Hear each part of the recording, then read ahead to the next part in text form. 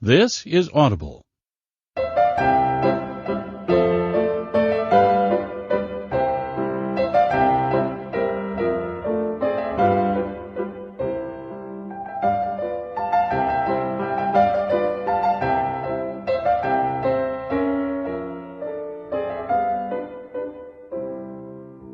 The Canterville Ghost. An amusing chronicle of the tribulations of the ghost of Canterville Chase when his ancestral halls became the home of the American minister to the court of St. James.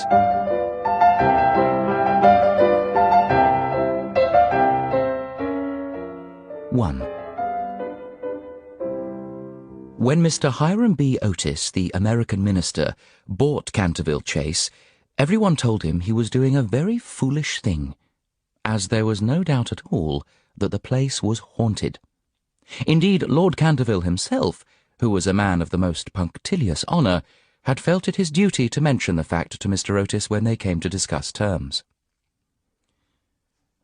"We have not cared to live in the place ourselves," said Lord Canterville, "since my grand-aunt, the Dowager Duchess of Bolton, was frightened into a fit, from which she never really recovered, by two skeleton hands being placed on her shoulders as she was dressing for dinner, and I feel bound to tell you, Mr. Otis, that the ghost has been seen by several living members of my family, as well as by the rector of the parish, the Reverend Augustus Dampier, who is a fellow of King's College, Cambridge.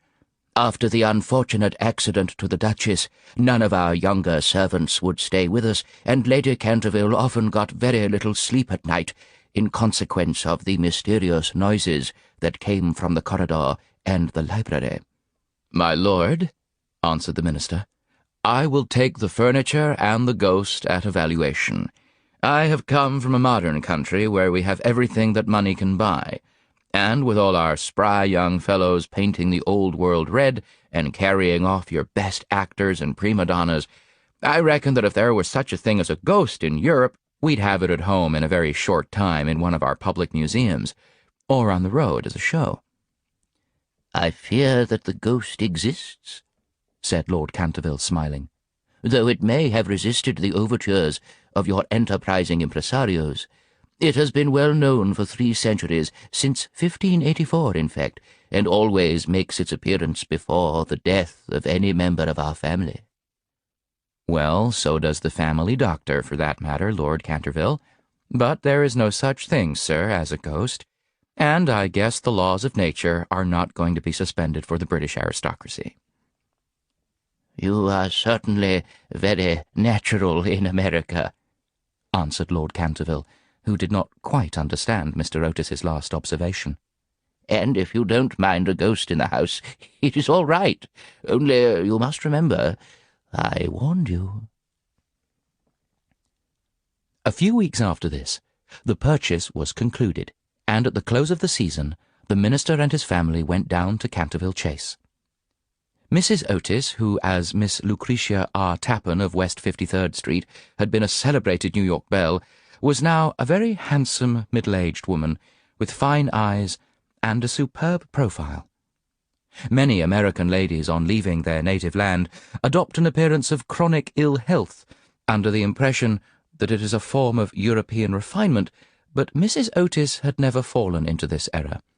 She had a magnificent constitution and a really wonderful amount of animal spirits. Indeed, in many respects, she was quite English, and was an excellent example of the fact that we have really everything in common with America nowadays, except, of course, language. Her eldest son, christened Washington by his parents in a moment of patriotism, which he never ceased to regret, was a fair-haired, rather good-looking young man who had qualified himself for American diplomacy by leading the German at the Newport Casino for 3 successive seasons, and even in London was well known as an excellent dancer. Gardenias and the peerage were his only weaknesses. Otherwise, he was extremely sensible.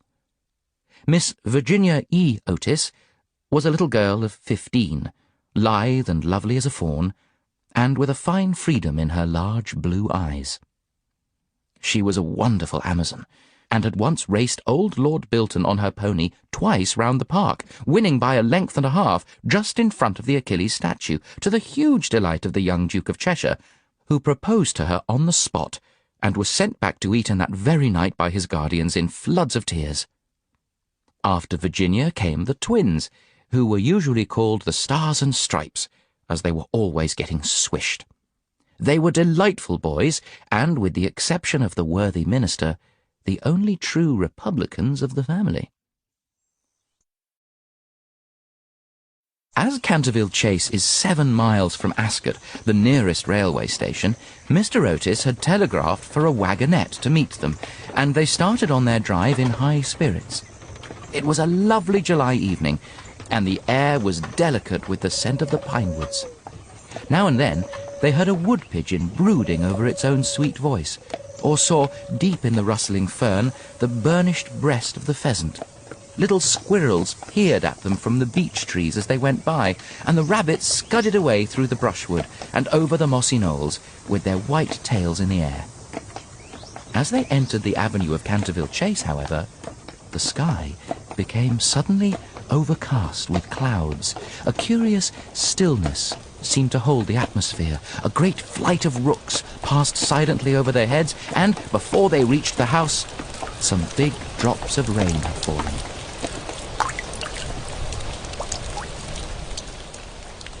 Standing on the steps to receive them was an old woman, neatly dressed in black silk with a white cap and apron. This was Mrs. Umney, the housekeeper, whom Mrs. Otis, at Lady Canterville's earnest request, had consented to keep in her former position. She made them each a low curtsy as they alighted, and said in a quaint, old-fashioned manner, "I bid you welcome to Canterville Chase." Following her, they passed through the fine Tudor hall into the library, a long, low room, panelled in black oak, at the end of which was a large stained-glass window. Here they found tea laid out for them, and after taking off their wraps, they sat down and began to look round, while Mrs. Umney waited on them. Suddenly, Mrs. Otis caught sight of a dull red stain on the floor just by the fireplace, and, quite unconscious of what it really signified, said to Mrs. Umney, "I'm afraid something has been spilt there." "Yes, madam," replied the old housekeeper in a low voice. "Blood has been spilt on that spot." "How horrid!" cried Mrs. Otis. "I don't at all care for blood stains in a sitting-room. It must be removed at once." The old woman smiled, and answered in the same low, mysterious voice, "It is the blood of Lady Eleanor de Canterville, who was murdered on that very spot by her own husband, Sir Simon de Canterville, in 1575. Sir Simon survived her 9 years, and disappeared suddenly under very mysterious circumstances. His body has never been discovered, but his guilty spirit still haunts the Chase. The blood stain has been much admired by tourists and others, and cannot be removed." "That is all nonsense!" cried Washington Otis. "Pinkerton's Champion Stain Remover and Paragon Detergent will clean it up in no time." And before the terrified housekeeper could interfere, he had fallen upon his knees and was rapidly scouring the floor with a small stick of what looked like a black cosmetic. In a few moments, no trace of the blood stain could be seen. "I knew Pinkerton would do it!" he exclaimed triumphantly, as he looked round at his admiring family. But no sooner had he said these words than a terrible flash of lightning lit up the sombre room. A fearful peal of thunder made them all start to their feet, and Mrs. Umney fainted. "What a monstrous climate!" said the American minister calmly, as he lit a long cheroot. "I guess the old country is so overpopulated that they have not enough decent weather for everybody. I've always been of opinion that emigration is the only thing for England." "My dear Hiram," cried Mrs. Otis, "what can we do with a woman who faints?" "Charge it to her like breakages," answered the minister. "She won't faint after that." And in a few moments Mrs. Umney certainly came to. There was no doubt, however, that she was extremely upset, and she sternly warned Mr. Otis to beware of some trouble coming to the house. "I've seen things with my own eyes, sir," she said, "that would make any Christian's hair stand on end, and many a night I have not closed my eyes in sleep for the awful things that are done here." Mr. Otis, however, and his wife warmly assured the honest soul that they were not afraid of ghosts, and after invoking the blessings of Providence on her new master and mistress, and making arrangements for an increase of salary, the old housekeeper tottered off to her room.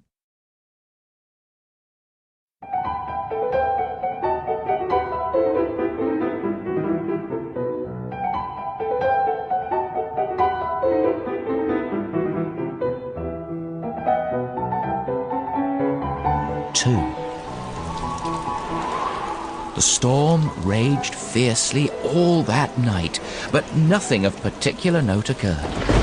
The next morning, however, when they came down to breakfast, they found the terrible stain of blood once again on the floor. "I don't think it can be the fault of the Paragon detergent," said Washington, "for I have tried it with everything. It must be the ghost." He accordingly rubbed out the stain a second time, but the second morning it appeared again. The third morning also it was there, though the library had been locked up at night by Mr. Otis himself, and the key carried upstairs. The whole family were now quite interested. Mr. Otis began to suspect that he had been too dogmatic in his denial of the existence of ghosts. Mrs. Otis expressed her intention of joining the Psychical Society, and Washington prepared a long letter to Messrs. Myers and Podmore on the subject of the permanence of sanguineous stains when connected with crime. That night, all doubts about the objective existence of phantasmata were removed forever. The day had been warm and sunny, and in the cool of the evening the whole family went for a drive.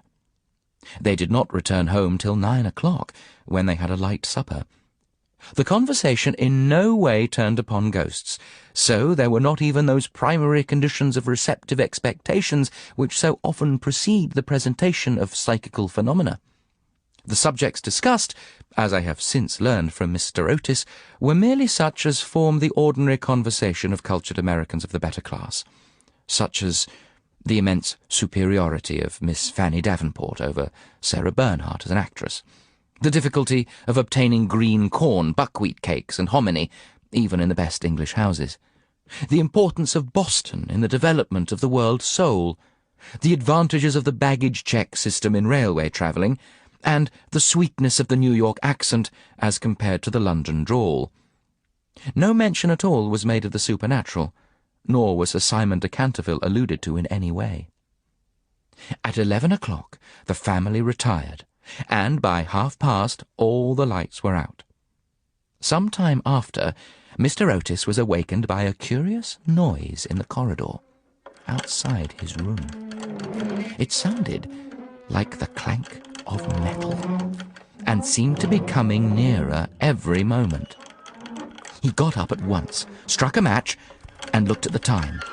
It was exactly 1 o'clock.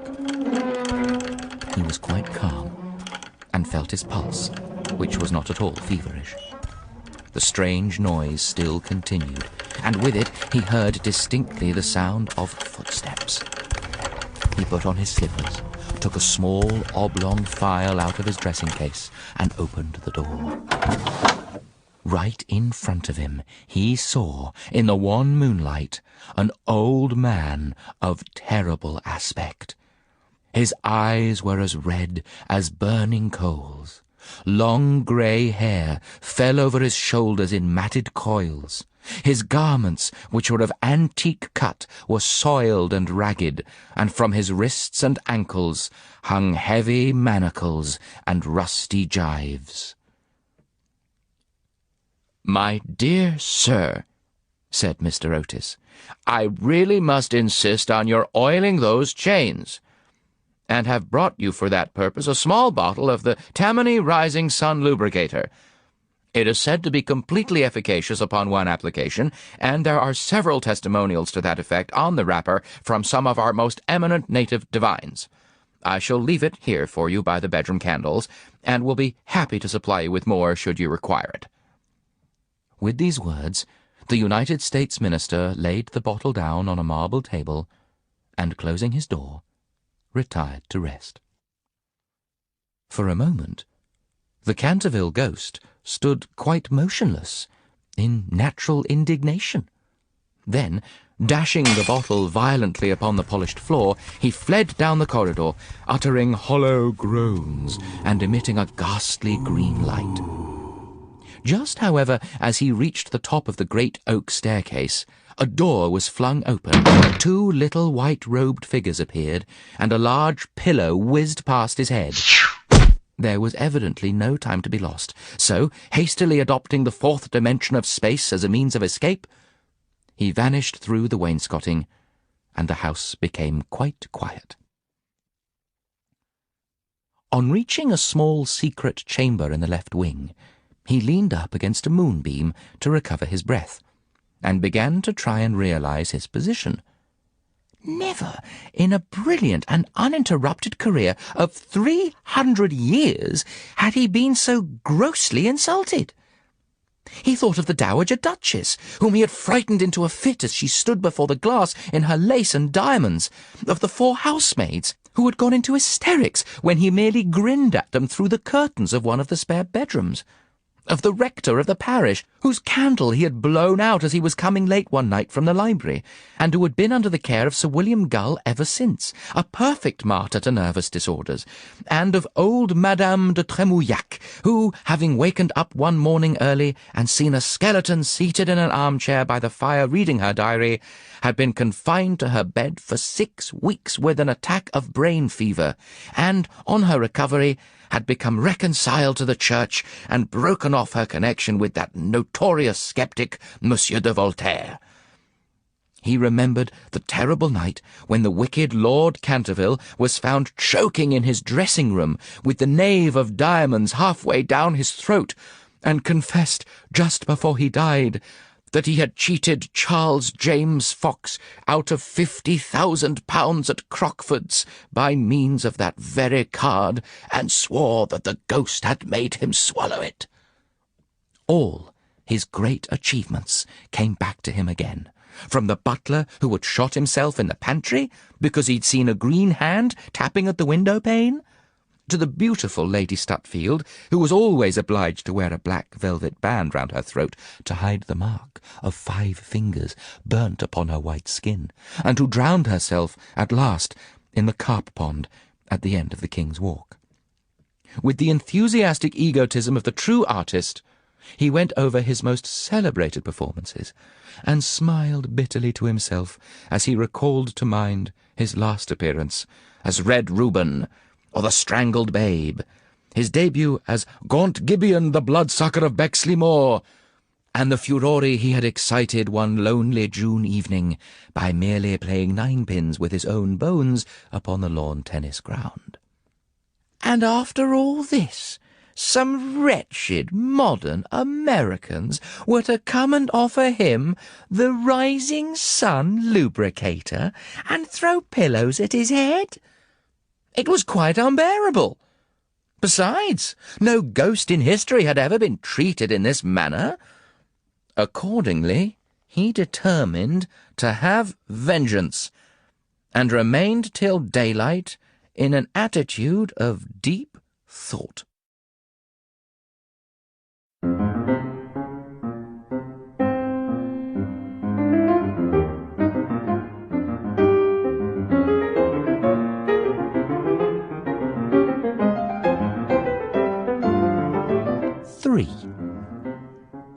The next morning, when the Otis family met at breakfast, they discussed the ghost at some length. The United States minister was naturally a little annoyed to find that his present had not been accepted. "I have no wish," he said, "to do the ghost any personal injury, and I must say that, considering the length of time he has been in the house, I don't think it is at all polite to throw pillows at him."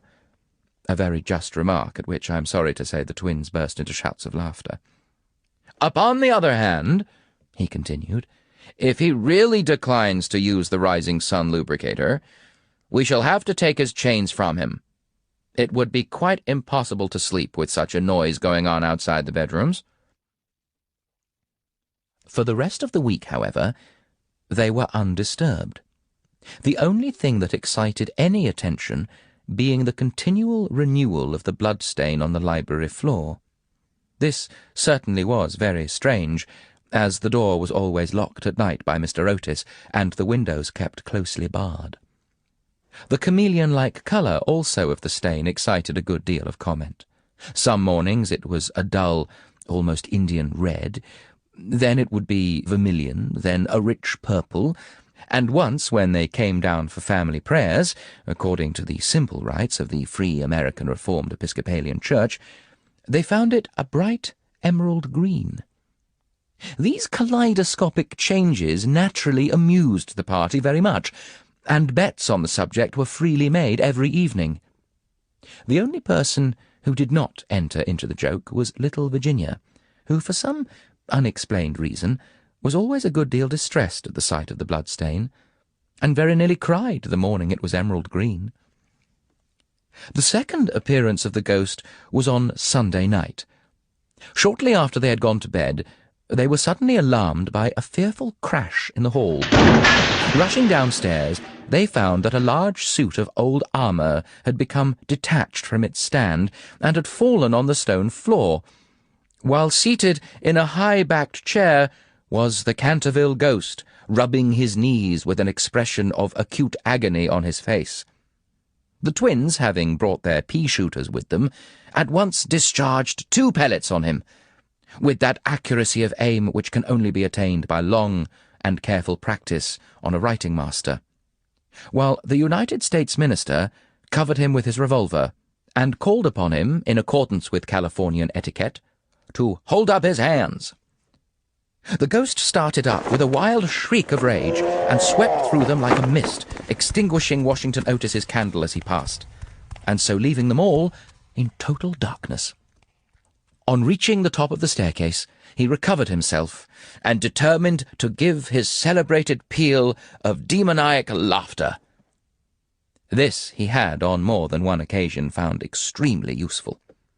It was said to have turned Lord Raker's wig grey in a single night, and had certainly made 3 of Lady Canterville's French governesses give warning before their month was up. He accordingly laughed his most horrible laugh till the old vaulted roof rang and rang again.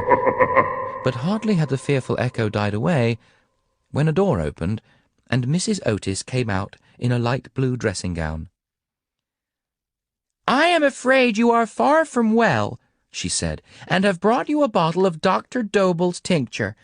If it is indigestion, you will find it a most excellent remedy." The ghost glared at her in fury, and began at once to make preparations for turning himself into a large black dog, an accomplishment for which he was justly renowned, and to which the family doctor always attributed the permanent idiocy of Lord Canterville's uncle, the Honourable Thomas Horton.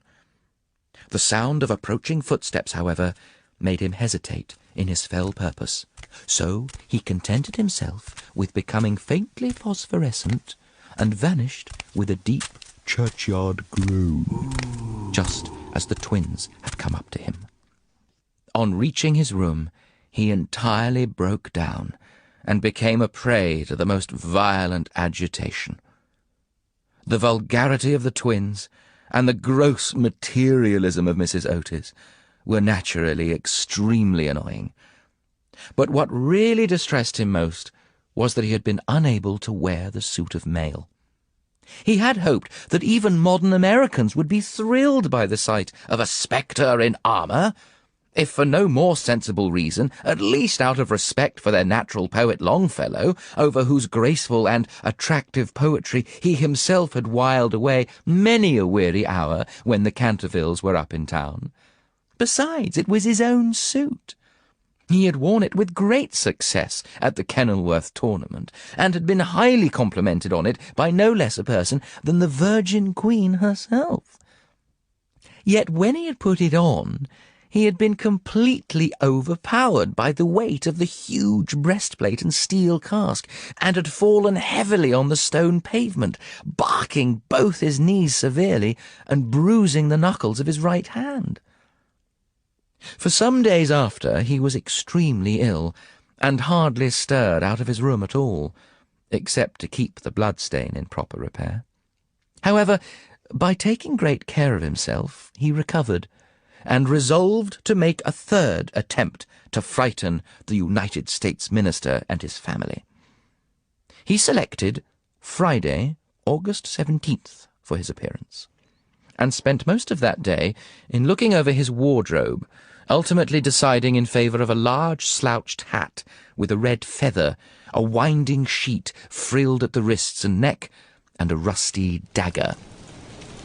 Towards evening, a violent storm of rain came on, and the wind was so high that all the windows and doors in the old house shook and rattled. In fact, it was just such weather as he loved. His plan of action was this. He was to make his way quietly to Washington Otis's room, gibber at him from the foot of the bed, and stab himself 3 times in the throat to the sound of low music. He bore Washington a special grudge, being quite aware that it was he who was in the habit of removing the famous Canterville bloodstain by means of Pinkerton's Paragon detergent. Having reduced the reckless and foolhardy youth to a condition of abject terror, he was then to proceed to the room occupied by the United States minister and his wife, and there to place a clammy hand on Mrs. Otis's forehead, while he hissed into her trembling husband's ear the awful secrets of the charnel house. With regard to little Virginia, he had not quite made up his mind. She had never insulted him in any way, and was pretty and gentle. A few hollow groans from the wardrobe, he thought, would be more than sufficient, or if that failed to wake her, he might grabble at the counterpane with palsy-twitching fingers. As for the twins, he was quite determined to teach them a lesson. The first thing to be done was, of course, to sit upon their chests, so as to produce the stifling sensation of nightmare. Then, as their beds were quite close to each other, to stand between them in the form of a green, icy cold corpse, till they became paralyzed with fear, and finally to throw off the winding sheet and crawl round the room with white bleached bones and one rolling eyeball in the character of Dumb Daniel or the Suicide Skeleton, a role in which he had on more than one occasion produced a great effect, and which he considered quite equal to his famous part of Martin the Maniac, or the Masked Mystery. At 10:30, he heard the family going to bed. For some time, he was disturbed by wild shrieks of laughter from the twins, who, with the light-hearted gaiety of schoolboys, were evidently amusing themselves before they retired to rest. But at 11:15 all was still, and, as midnight sounded, he sallied forth. The owl beat against the window panes, the raven croaked from the old yew tree, and the wind wandered moaning round the house like a lost soul. But the Otis family slept unconscious of their doom, and high above the rain and storm he could hear the steady snoring of the minister for the United States. He stepped stealthily out of the wainscoting, with an evil smile on his cruel, wrinkled mouth, and the moon hid her face in a cloud as he stole past the great oriel window, where his own arms and those of his murdered wife were blazoned in azure and gold. On and on he glided, like an evil shadow, the very darkness seeming to loathe him as he passed. Once he thought he heard something call, and stopped.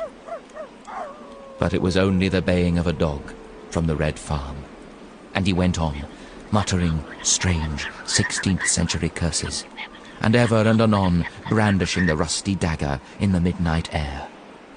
Finally, he reached the corner of the passage that led to luckless Washington's room. For a moment, he paused there, the wind blowing his long grey locks about his head and twisting into grotesque and fantastic folds the nameless horror of the dead man's shroud. Then the clock struck the quarter, and he felt the time was come.